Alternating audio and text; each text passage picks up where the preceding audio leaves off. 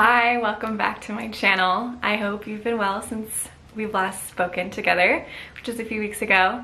And I just wanted to make the follow-up video for my quantum healing hypnosis technique experience, which is also known as past life regression. To give you more of a general sense of kind of the setup and how it started was I went to Monica's house, and she lives in Washington. So she lives in this beautiful, magical forest area that if little fairies and elves lived, this is where her house was. So it was so magical to actually go and drive into her house. It felt like a magical fairy tale. And then once I got there, Monica and I sat down and we chit-chatted for a little bit just to, get to know each other a little bit better, and also for her to get a sense of who I was before we just jumped right into this past life regression. So it took about, I'd say about a half hour to 45 minutes before we actually begun. We just were talking about everything, my life journey up until then, things I was struggling with, things that I am aspiring to, and where I am in my life at the moment. So it was nice to kind of just ease into it rather than just show up and just go under hypnosis all of a sudden. And Monica was so warm and kind. She has a heart of gold, and you can totally sense that by the moment you meet her. So she puts you at ease, and I think that's a huge thing when you're a practitioner of this type of work, is that if you're not able to put your clients at ease and put them in a space where they feel comfortable and fully accepted and seen, then it's not going to have a great effect if you weren't that way. So I was very, very grateful that Monica was very warm and generous and just put me at ease right away. To start off the session, she had me lay in a bed with a blanket. You want to make sure you're warm and cozy. That way, so when you're in this state of deep relaxation, then you're able to be as comfortable as possible without any interruptions. And they take you through this meditation, and I believe with QHHT it's the same type of meditation for all of them, and that's why it works so well, and the type of way they get you into that meditative hypnotic state. So she takes me through that and guides me through this meditative state, which takes about a few minutes, and then after that it opens you up into past lives, other lifetimes.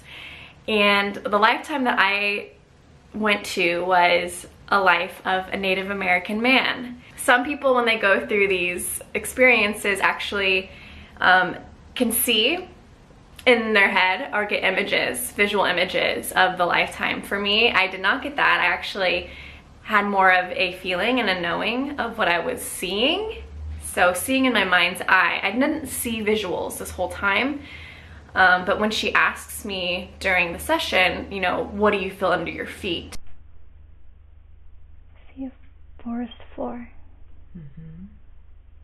I would look down in my mind. I wouldn't see it, but I would feel that it was dirt, and I was barefoot. And it wasn't, I was kind of imagining I would go into this world of all these visuals and see all of this cool stuff and kind of get my mind blown that way, but it definitely wasn't that for me. It can be for some people, but it wasn't for me. And that was definitely something that was interesting to experience on my side of it, because I had pictured that differently. So for me, it was more of a knowing and an intuitive feeling of where I was. And when you're in this deep relaxed state, you can feel yourself speaking. You're conscious of yourself speaking, although you're not conscious of what's gonna come out. So when you're in a past life regression session, you can actually see yourself as the observer, experiencing yourself speaking. The practitioner guides you through a lifetime, and it basically takes you to an eventful day in that life. As a Native American man, I went through my lifetime, and the moment that I got into my lifetime, I immediately was struck with a very tragic event. Maybe I'm looking for something, or something's looking for me. Separation happened. And actually started crying. Tears started flowing down my face during the session, as if I was there at that moment experiencing this life as it were happening in real time. And what prompted that was in this lifetime, apparently, I had a wife and children, and I was separated from them because I was hunting for food.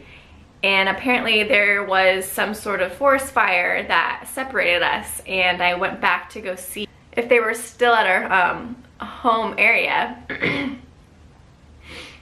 And I couldn't get back to them.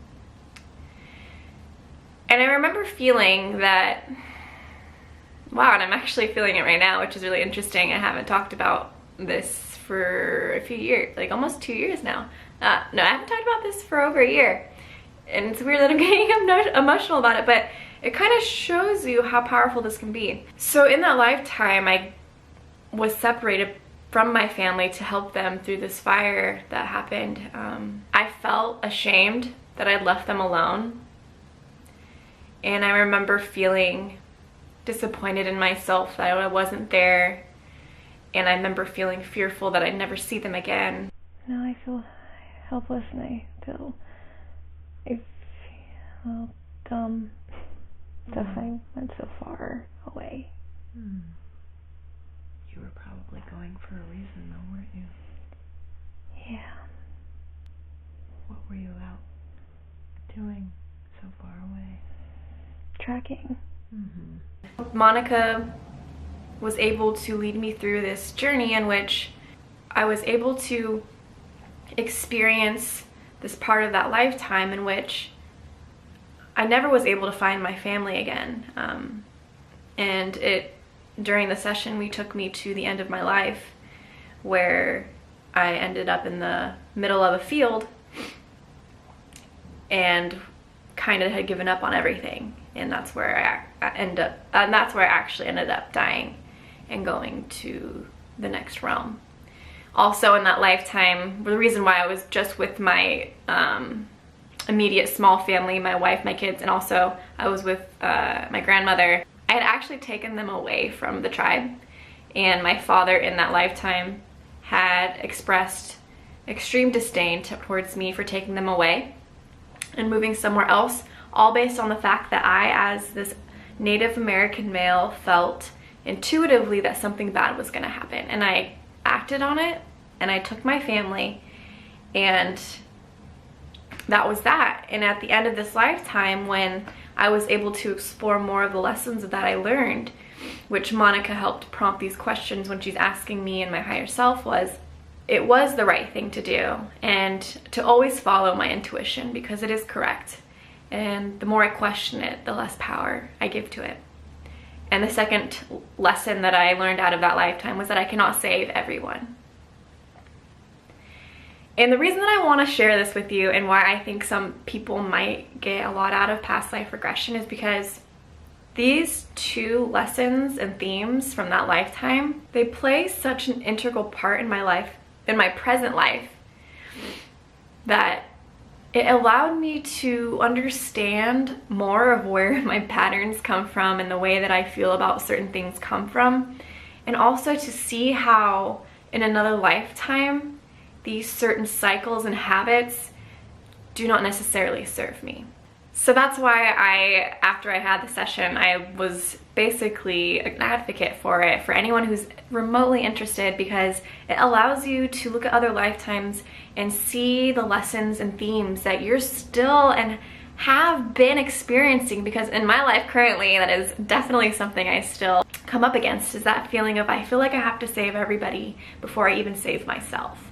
And also doubting my intuition. So having me go through this lifetime as a Native American male and to see that it was something that I was trying to figure out in that lifetime gives me support now to know that this is something important for me. And then after that lifetime, I then proceeded to go fly into the astral. In my session, I remember I saw a bird, like a crow, was flying above me as I was dying there in the middle of this field, and the crow finally said it's time to go, and my soul, my spirit went up with the crow, and I rode on the back of the bird's back, and we flew up into this place where it was kind of a resting spot for your soul and your spirit. And that in itself is another video in which I would love to explain to you guys what I imagine there. Basically this in-between place where you kind of get to choose your next lifetime and also reflect on the life that you had just gone through. But I definitely will talk more about that because I have feelings about what that in-between period is from one life to the next. Hi guys, I had to stop earlier because the landscapers came and it was so loud, so I couldn't finish earlier.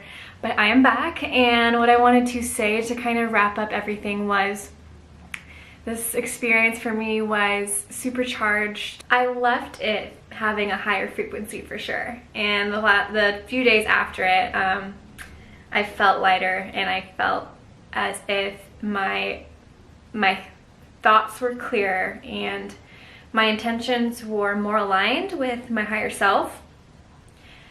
A few synchronicities that actually occurred, actually right after my session had ended, one of my questions to my higher self was why I kept seeing the number 134 or 143, and my higher self had said that that number is just a message from the universe and my guides of love, and that I am surrounded with love, and do not ever forget that there's love all around me at all times that I'm able to tap into, and that it's everywhere. And as I was leaving my session, Monica stopped me before I actually got in my car, and she goes, "Jenny, wait, there's one last thing to let you know that we ended the session right at an hour and 34 minutes. And that in itself just made me go, oh, of course it did. Of course that's when it ended.